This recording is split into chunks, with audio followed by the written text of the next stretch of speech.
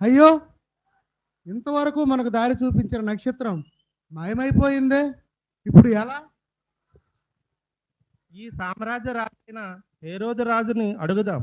ఆయన ఏమైనా మన సమాచారం ఇచ్చి మనకు దారి చూపిస్తారేమో. మంచి ఆలోచన. అదండి ముందుగా. మహారాజా, తూర్పు దేశం నుంచి ముగ్గురు రాజులు మీకోసం వచ్చి ఉన్నారు. మీ దర్శనార్థం వచ్చి ఉన్నారు. మహారాజా, తూర్పు దేశం నుంచి ముగ్గురు రాజులు వచ్చి మీ దర్శనార్థం వేచి ఉన్నారు. ప్రవేశపెట్టుడు.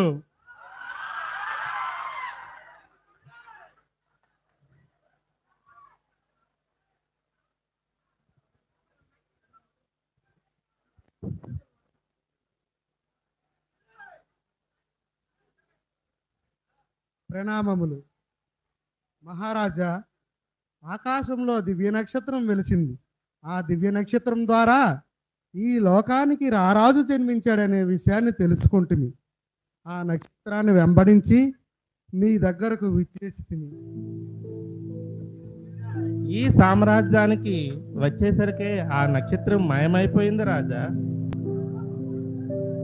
మీరేమైనా ఆ రాజు జాడ తెలియజేయగలరని వెతుకుతుంది. అర్చకులారా, రారాజు జాడ ఎక్కడ తెలియజేస్తారా?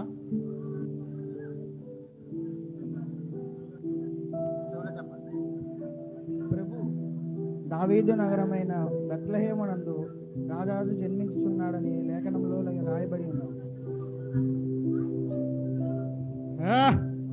రాజుని, రారాజుని, రాజాది రాజుని, చక్రవర్తులకే చక్రవర్తినైనా ఈ హేరోదు వంశంలో కాకుండా వేరొక చోట వేరొక వంశమున రారాజు పుట్టుట జన్మించుటయా?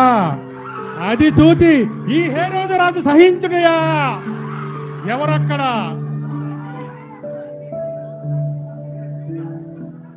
మహారాజా, మహారాజా, ఒక నిమిషం ఇటు పక్కకు రండు.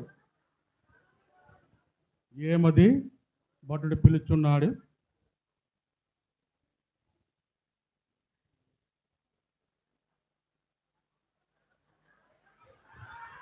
మన్నించండి జ్ఞానులారా, మన్నించండి జ్ఞానులారా. ఆ రారాజు యొక్క జాడ తెలుసుకొని నాకు మీరు చెప్పండి. నేను కూడా వచ్చి ఆయనను దర్శించి తరిస్తాను. ధన్యవాదములు మహాప్రభు.